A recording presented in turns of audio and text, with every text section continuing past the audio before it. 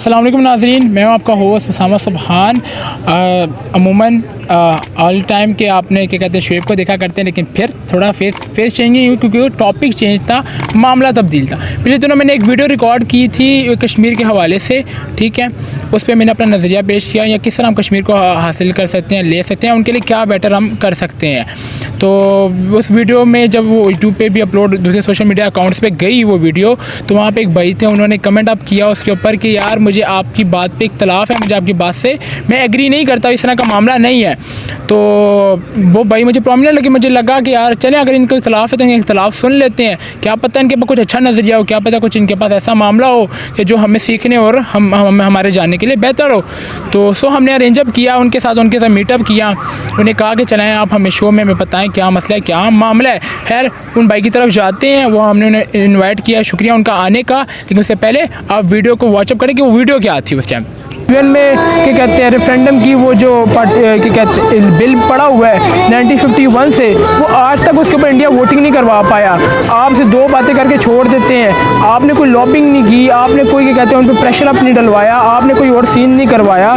तो आप खाली उस बिल के ऊपर ही प्रेशर अप करवा दें, ठीक है। सुपर पावर्स को साथ लेके आप चाइना करते हैं हमारे साथ हर जगह पर, तो चाइना सुपर पावर है, फेटअप पे भी हर जगह पर भी क्या कहते हैं हर जगह पर उनकी चलती है, उनको सपोर्ट अप में लें, सही है। दूसरी सुपर पावर्स को सपोर्ट अप मिले, अमेरिका को उसके ऊपर मनवाएं, तो क्या कहते हैं यार कि इनके साथ ज्यादती हो रही है, इनके जुल्म हो रहा है। अब 2 साल हो गए वहाँ पे कर्फ्यू है, ठीक है। वो कर्फ्यू के जिस तरह की सूरत हाल है, जो उनके साथ जुल्म सितम हो रहा है, जो जिना जो फलां हर और इंसानियत को की पूरे तरीके से ना जैसे कि उनको पामाल किया जा रहा है वहाँ पर। लेकिन क्या आपने उस पर हक अदा करके आवाज़ होगी। तो आप चलते हैं क्या कहते हैं उस भाई की तरफ, उनका नाम मोहम्मद उस्मान साहब है। उनसे पूछते हैं आए कहाँ पर इख्तलाफ किया, उन्हें क्या क्वेश्चनिंग मुझसे करना चाहते हैं, या क्या उनका कश्मीर के मामले पर उनका नज़रिया या क्या उनका नुक्ता नज़र है।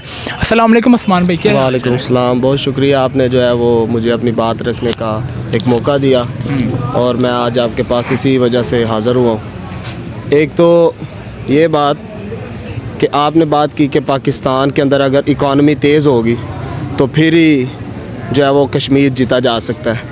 तो पहला क्वेश्चन मेरा ये है कि आज तक जितनी भी इस्लामी रियासत बनी है उसमें किसकी इकॉनमी तेज़ थी? आज तक मुझे हिस्ट्री के अंदर किसी भी की इकॉनमी तेज़ नज़र नहीं आई। हमने पहली जंग जीती, जंग बदर जीती, इस्लामी रियासत बनी, उसके अंदर हमारी इकॉनमी तेज़ नहीं थी, 1000 के सामने 313 थे। दूसरी जंग के अंदर फिर इस्लामी रियासत कमज़ोर है और सामने जो रियासत है वो मजबूत है।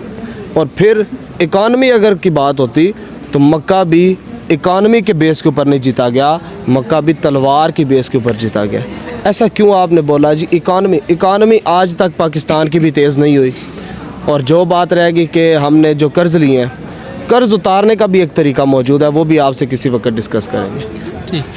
अब आपने सवाल किया, मैं इसका आपको ना आंसरिंग दे देता हूँ। उस्मान, मैंने उस वीडियो के अंदर कहा था कि आज दौर डंडे सोटे तलवारों इन चीज़ों का नहीं है। आज आप अगर क्या कहते हैं थोड़ा सा अपने रिलीजियस से हटाकर अगर आप थिंकिंग करें, सोचें, किसी भी अहले इल्म, किसी भी अहले अक्ल से पूछें, अहले अदीब से पूछें ये बात कि आज टेन्योर किस चीज़ का है, आज किसकी मांग है, तो आपको बताएगा कि सर आज दुनिया में लड़ाई पैसे भी होती है, आज मईशत का दौर है। तो मैंने इस हवाले से आपसे बात की थी कि आज आपने कोई भी आवाज़ उठानी है, किसी के लिए भी कोई क्या कहते हैं बेनिफिशियल बात करनी है, किसी को भी सपोर्ट अप करना है, किसी को भी आज़ाद करवाना है, आपने कुछ भी करवाना है किसी के लिए, ठीक है, तो आप इकॉनमी के जोर पे करते हैं, तो उसके स्टैंड पे करते हैं। आपने एग्जांपल दी जंग बदर, जंग फला, जितनी भी with the respect of all उन फाइट्स के, उन ऑल क्या कहते हैं उन जगहों के, एज अ मुस्लिम हमारी बड़ी इज़्ज़त है और उससे अपना पॉइंट ऑफ व्यू भी है, ठीक है। लेकिन सर वो टाइम टेन्योर डिफरेंट था, वहाँ से 1400 साल पहले का था। आज आप किसी के ऊपर डायरेक्टली हमला कर सकते हैं, किसी मुल्क के ऊपर? आज के दौर के अंदर हमला करना ये एक अलग बात है, लेकिन आज के दौर में सबसे पहला क्वेश्चन ही ये किया जाता है कि अगर आपने ये सिस्टम किया, अगर आपने मुल्क पाकिस्तान के या कश्मीर के किसी भी एक औरत के ऊपर भी अगर आपने जुल्म करने की कोशिश की, तो हम फ़ौरन अपनी इस्लामी रियासत के अंदर ये काम शुरू कर देंगे कि हम आपके ख़िलाफ़ जिहाद शुरू कर देंगे। जनरल ज़िया के दौर में ये बात शुरू हुई थी, तो मैं वो सारे इलाके देख के आया हूँ। वो सारा जो छंब वाली साइड है, जो हमने कश्मीर का इलाका आज़ाद करवाया, वो सारा तलवार और तीर नेज़े वो टैंकों के ज़रिए वो जनाब जिहाद के ज़रिए आज़ाद हुआ है। मैं उन इलाकों को सारा विज़िट करके आया हूँ। आज भी वहाँ पर बम के निशान मौजूद है, वहाँ पर टैंकों के निशान मौजूद है, ऐसे स्कूल्स मौजूद हैं। वो जो उनका करीब तरीन जो CMH था इंडिया का, वो अभी भी वैसे ही सेव हमारे पाकिस्तानियों ने रखा हुआ है, सिर्फ इस वजह को दिखाने के लिए कि ये वो जगह जहाँ पर हमने अपने बम चला के, हमने अपने गोलियाँ चला के ये इलाके को फतह किया हुआ है। मैं आपकी ठीक हो गया उस्मान। उस्मान आप अगर आप ये तो फिर बिल्कुल ही मुख्तलिफ राय हो गई है ना, आप जो पेश करें कि जहाद कर लिया जाए। उस्मान अगर आप जहाद की तरफ भी जाएँ तो क्या आपको पता है यहाँ पे जहाद का कॉन्सेप्ट किस तरह होता है? ठीक है, यहाँ पे जहाद के नाम पे क्या क्या किया जाता है, सही है। अगर मैं अब दूसरे ग्रुप्स के नाम जो वहाँ पे वर्किंग भी करते हैं जहाद के नाम पर, लश्कर तैयबा होगी, दूसरे तीसरे हो गए, ठीक है, वो किस तरह वर्किंग किया करती हैं वहाँ पर, सही है। हाँ, तो वो एक और चीज़, दूसरी चीज़ ये उस्मान कि आप इस तरह जो है ना, इस तरीके से आज़ादी करना, इस तरीके से आप आज़ाद नहीं करवा सकते, ठीक है। इस तरीके से आप वहाँ पर इंतशारी मामलात को दूसरा और पुलअप कर सकते हैं, ठीक है। इस तरीके से आप और उनको ख़राब कर सकते हैं, क्योंकि हर बंदा जहाद के कॉन्सेप्ट पे आप किस तरह लेकर आएंगे। फॉर एग्जांपल आपके पास कौन सी तंजीम है इस टाइम पे वहाँ पे वर्किंग करने के लिए? यार आप अगर इस्लामी तर्ज पे आ गए हैं ना, आप उसकी साइड पर ही आप आ गए हैं, आप मुझे बता दें, पहले तो नुक्ता नज़र ही नहीं मिलता वहाँ पे वर्किंग करती है। फिर आप वो कह रहे हैं मैं आपसे उस तरह की बात करूँ, वहाँ पे तो अहले हदीस से मकतबा फ़िक्र, ठीक है, वो अपने उस चीज़ को लेकर चलता है, ठीक है। आप यहाँ पर बात करें दूसरों को लेकर आने को, वो बिल्कुल टोटली आइडियोलॉजी के मालिक है मज़हब में, सही है। दूसरे पर ये पॉइंट ऑफ व्यू है कि हम किसी भी एक इनफरादी जमात के साथ काम नहीं करेंगे, पाकिस्तानी फ़ौज काम करेगी और पाकिस्तानी फ़ौज के पीछे हम सारी उम्मत मुसलमान यकजान होकर खड़े होंगे। मैं किसी एक जमात का नाम नहीं लूँगा कि बेशक वो काम करती हैं, उनका एक जो भी तर्ज अमल है, हम जो जिहाद की बात करते हैं वो पाकिस्तानी फ़ौज के ज़रिए करते हैं। हमने अबाबिल बना लिए, किस लिए? रखने के लिए बना ले। हम एक दफ़ा अगर इंडिया को ये बात बोलें तो हम वो लोग हैं जो हम गाय का दूध पीते हैं और वो लोग हैं जो गाय का पेशाब पीते हैं। अब इधर मेरी भी एक बात, आपने कहा उम्मत मुस्लिमा को सारी पीछे लेके चलें। आपकी उम्मत मुस्लिमा का तो मैंने उस वीडियो में भी कहा था, ये हाल है कि OIC में वो अपनी मर्ज़ी से कश्मीर में बात नहीं करवा सकते। जिस टाइम पे सारी उम्मत मुस्लिमा के लीडर्स बैठे हुए, उसमें इंडियन सहाफ़ियों, इंडियन मिनिस्टर्स, इंडियन लोगों का क्या काम है वहाँ पर, ठीक है। वो टाउट्स की तरीके वहाँ पे लेकर आते हैं, सही है। वहाँ पर उन चीज़ का क्या, आपके तो उम्मत मुस्लिम का ये हाल है, सही है। आप कि इन मामलात का UAE आप देख लें किस तरीके से कुर्बत है उनकी इंडिया के साथ, दूसरे मामले और दूसरे सऊदी अरब मामलात की, ठीक है। सेकंड के अंदर मैं आपको एक बात बता देता हूँ कि जो लोग ये करते हैं कि सामने अपनी बात नहीं रख सकते, तो हमें चाहिए कि हम एक ऐसे लीडर को चुनें।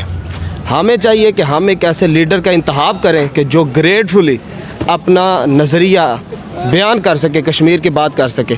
जनरल ज़िया ने जब बात की या भुट्टो साहब ने जब बात की तो उन्होंने वाज़ह तौर पे ये बात बोला था कि हमें कश्मीर की ये मामलात नहीं, और वो पेज फाड़ के उठ के आ जाएं। जुर्रतमंद लोग जो हैं आप, मेरी बात फिर वही उधर आती है कि आप अकेला बंदा क्या करे 200 बंदों के दरमियान, जब अकेले बंदे की इंटरनेशनली कोई वक़्त ना हो, कोई फ़ुक़त ना हो उस अकेले बंदे की। आपको सिक्योरिटी कौंसिल में कोई नहीं पूछता, आपको यूनाइटेड नेशन की असम्बलीज़ में कोई नहीं पूछता, आपको दूसरे इदारों किसी भी फोरम पर आपको कोई नहीं पूछता। आपकी इकॉनमी, आपकी करप्शन, आपके सारे मामलात, आपका हर चीज़ का आपका बेड़ा तबाह है, आपको कोई नहीं पूछता। आप कैसे बात कर सकते हैं? किस क्रेडिबिलिटी से आप बात करेंगे? मेरी तो बात वहाँ पर आ गई ना कि आपका घर जहाँ पे खुद के कहते हैं बैलेंस अप नहीं है, आप कैसे वहाँ पे भी किसी दूसरे को बात कर सकते हैं? हमारी सबसे ज़्यादा आप इस चीज़ को मानते हैं कि पाकिस्तानी फ़ौज दुनिया की बेहतरीन फ़ौज है, इसके पास बेहतरीन असला है, इससे है बिल्कुल। अगर आप कहते हैं इससे जंग मुसल्लत करने वाला ये मामला करते, तो सर क्या वो लोग वहाँ पर क्या कहते हैं चुप के बैठ जाएंगे? आप इस तरह वर्किंग करेंगे, ठीक है, वो कुछ नहीं आप पर करेंगे। वो आज तो न्यूक्लियर पावर का सिस्टम है, आज आप ज़मीनी तौर पे जाए ना, उन्होंने एक मिसाइल छोड़ना है, आपका सब कुछ तबाह हो जाना है। मिसाइल छोड़ने का मतलब ये होता है कि आप सिर्फ वहाँ पे उनको नहीं तबाह कर रहे। आपने वो हिरोशिमा नागासाकी उन मामलात को देखा हुआ है, जब पहली दफ़ा से न्यूक्लियर पावर का अटैक यूक्रेन में भी रिसेंटली हुआ था, तो इस तरह की भी जंगी मामलात बन जाते हैं, ऐसा की सूरत हाल भी बन जाती है। जंगी मामलात का सिर्फ ऐलान किया जाता है, ये बात याद रखिए, जंगी मामलात का ऐलान किया जाता है जब इंसान पावर में हो। सारी दुनिया को पता है कि पाकिस्तान पावर पावर में है। सारी दुनिया को पता है पाकिस्तान के पास वो आर्मी है, वो मिसाइल है कि ये सबसे ज़्यादा पावर में है, सारी दुनिया को पता है, सिर्फ ऐलान किया जाता है। तो सर क्या जंग मुसल्लत कर दी जाए? अगर वो पावर में है या हमारे पास न्यूक्लियर पावर है, हमारी आर्मी सबसे स्ट्रेंथन है, तो हम इंडिया को कि हम डायरेक्ट आपके ऊपर अटैक या इस तरह कर दें हम, सिर्फ तो क्या वो हमें कुछ नहीं आगे सके? उनके पास भी तो न्यूक्लियर पावर है, उनके पास भी तो आर्मी है, उनके पास भी तो इंटरनेशनल इतनी तगड़ी सपोर्ट है कि आपकी 14 तबक रोशन कर देते हैं वो 1 मिनट के अंदर। मैं इस चीज़ के ऊपर भी जो आपने बोला कि हमारे वो 14 तबक रोशन कर देते हैं, मैं इस चीज़ को कभी भी मानता नहीं कि वो हमारे 14 तबक रोशन कर सकते हैं, क्योंकि हमारे पास ईमान की वो रोशनी है। जंग जब जनरल ज़िया साहब की जंग हुई, 1 मिनट बात आप सुने ज़रा, ज़िया साहब की जब जंग हुई तो ज़िया साहब ने क्या किया था उस वक़्त कि उस वक़्त हमारे सियालकोट की तरफ एक बंदे ने बुक लिखी, उसके अंदर उन्होंने लिखा कि सियालकोट के अंदर गोलियां ख़त्म हो चुकी थी, हमारे पास हर किस्म की कोई भी असला मौजूद नहीं था। हमने 1.5 घंटा तक सिर्फ नारा तकबीर अल्लाह अकबर की आवाज़ के साथ इंडियन फ़ौज को पीछे रखा। हमारे पास वो जज्बा है कि हम किसी को भी ललकार की बात कर सकते हैं। भुट्टो साहब इंडिया गए थे, उन्होंने मैच देखने गए और उन्होंने उसके वज़ीर आज़म के सेक्रेटरी ने यह बात अपनी किताब के अंदर लिखी। उसने बोला कि भुट्टो साहब ने सिर्फ एक जुमला बोला था कि मेरे पाकिस्तान वापस जाने तक अपनी फ़ौजों को वापस बुला लो, वरना मैं जो करूंगा वो तुम याद रखोगे। सारी दुनिया को पता है उस वक्त। मैं आपकी बात से इत्तेफाक करता हूँ, ये डिनाई नहीं है, हिस्टोरिकल फैक्ट्स हैं, ठीक है ये हिस्टोरिकल फैक्ट्स हैं, लेकिन आज वो टेन्योर नहीं है, आज वो टाइम नहीं है इस तरह का।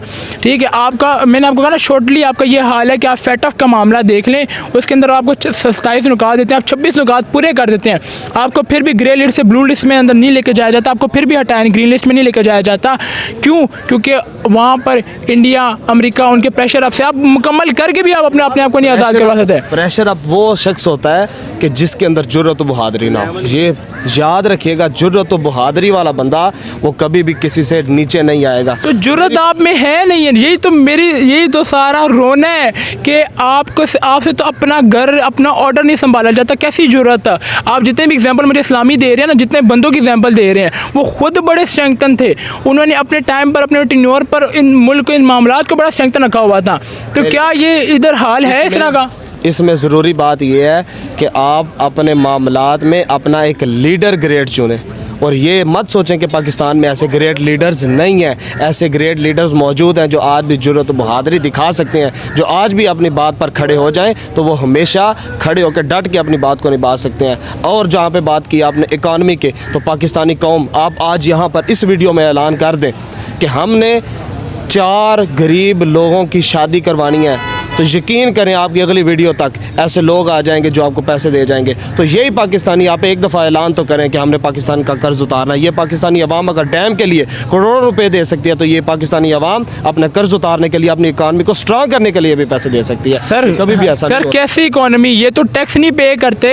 आपके 26 करोड़ अवाम के अंदर से सिर्फ 12 लाख बंदे टैक्स पे करते हैं। आप जाके टैक्स पे की फाइल देख लें, 12 लाख लोग तो टैक्स देते हैं। ये तो जो लीगली पैसा है, ये तो लीगली पैसा हुकूमत को नहीं देते, हमें फिर मंगतों की तरह बाहर जाके मांगना पड़ता है, खसारे अपने पूरे करके बजट कंप्लीट अप करना पड़ता है। ये तो सर टैक्स नहीं पूरा देते, तो ये पैसे कहाँ से देंगे? वो अलग मामला है, किसी की शादी करवा देना, वो अपने अमाल को बेहतर करना, वो एक अलग सीन है, पर हुकूमत के साथ कोई कॉपरेशन, कोई सीन कोई भी नहीं करता। हुकूमत के साथ कॉपरेशन हुई है, आप इस चीज़ को क्यों नहीं तस्लीम करते कि पाकिस्तानी कौम ने कितने करोड़ रुपया जो है वो डैम से हट के मेरी जान, डैम एक डिफरेंट टॉपिक है, डैम से हट के, लेकिन डैम के लिए पैसे दे सकते हैं तो वो इकानमी स्ट्रांग करने के लिए भी पैसे दे। टैक्स क्यों नहीं देते? टैक्स क्यों नहीं देते? टैक्स क्यों नहीं? मुझे सिर्फ इतना पता था, आपने कहा ये चीज़ें तो टैक्स क्यों नहीं पे करते? 12 लाख लोग आपके पास चेक एंड बैलेंस सिस्टम ऐसा नहीं। अगर आपके पास check and balance system complete हो, गुजरांवाला में 1000 लोगों की ज़रूरत है तो वो दें आप 300। और ये ना बोले कि पढ़े लिखे नहीं हैं, पढ़े लिखे भी हैं। अगर पढ़े लिखे काम करेंगे, जितनी चीज़ वर्किंग में आएगी उतनी आपकी इकानमी स्ट्रांग होती है। आप वर्किंग में लोगों को लाते नहीं, उनको जंग लग रहा है तो आप उनको वैसे के वैसे पड़े हुए हैं। लोगों को ऐलान करते हैं कि हम इतने लाख नौकरियाँ देंगे, वो कहाँ पर जाती हैं नौकरियाँ? आप ये ऐलान करते हैं कि हम इतने लाख जो है वो बचाएंगे, हम जो है वो अपना घर इस्तेमाल करेंगे, और दूसरे माह में जाके ये ऐलान कर देते हैं कि मेरा 2 लाख में जो है वो गुजारा नहीं होता, मुझे जो है वो लाखों रुपए चाहिए। अगर इस तरह के मामला होंगे तो फिर टैक्स पे नहीं होंगे। इसके ऊपर मैं आपको एक और जाते जाते मिसाल दे जाऊँ, टाइम भी आपको पता है नज़दीक है, तो हज़रत उमर के दौर में आपके जब मदाइन फतह हुआ तो बड़ा लाखों का माल आपके पास आया, बड़े सोने जवाहरात आए, तो आपके पास एक सिपाही आया, उन्होंने आके अर्ज़ की, हुजूर यहाँ पर कुछ ऐसे माल और बड़े बड़े कीमती जवाहरात ऐसी जगह से मिले जहाँ पर अल्लाह के सिवा कोई देखने वाला नहीं था, लेकिन एक सुई के बराबर भी। ये बात याद रखिएगा, जब ऊपर ऊपर ईमानदार हो तो नीचे पीछे हज़रत अली और मुर्तज़ा रज़ी अल्लाह ताला अन्हु आपने तो फरमाया। ऊपर ईमानदार इमरान खान साहब भी कहते हैं ऊपर ईमानदार, ये तो हमें 3 साल वही सुनाते हैं। खैर Usman, thank you so much, आपने हमें टाइम दिया, अपने नज़रियात का हमारे साथ क्या कहते हैं शेयर अप किया। बहुत मज़ा आया आपसे बात करके। नाज़रीन, मेरी बात हो, उस्मान की बात हो, जो भी बात हो, जिस तरह भी आपको बेहतर लगे, मेरी बात वही फाइनली है। कुछ भी हो, कोई भी करे, ऐसा मामला हो जो लीगली भी हो, जो बेहतर भी हो, जो असूली भी हो, जो इंसानी भी हो और कश्मीर के लोगों के लिए बेनिफिशियल हो, उनको रिलैक्सेशन प्रोवाइड हो जाए, उन्हें एक ऐसे इन्वायरमेंट मिले जिसमें वो आसानी से जी सकें। इजाज़त दें हमें। Thank you so much. Usman से इंशाल्लाह अब आपको बार बार हम मिलते रहेंगे, इन्हें ज़हमत देते रहेंगे और इजाज़त दें। इंशाल्लाह आपसे दोबारा मुलाकात होगी। अस्सलाम वालेकुम रहमतुल्लाह।